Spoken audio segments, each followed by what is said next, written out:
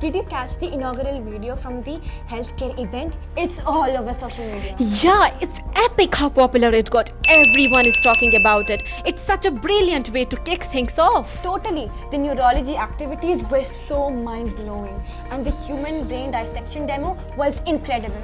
And how can we forget about our little champs? They were simply amazing. For real, I never thought I'll see such intricate details up close. Dissecting the heart and kidneys was beyond educational. That's true. We learned so much from Dr. Kinsu, and the team from the Sharp site were as mesmerized as we were. The eye checkups they held were so thorough. Agreed. Do you remember activity on eating healthy? Dietitians broke it down so well. That was really great. But I found the most interesting one, the last activity. Acting as the oxygenated and the deoxygenated blood, it was so engaging. We got to know about the human circulatory system in such a great way. Oh, definitely, it was awesome. Now, as we shift the gears, we are excited to introduce Global Village theme.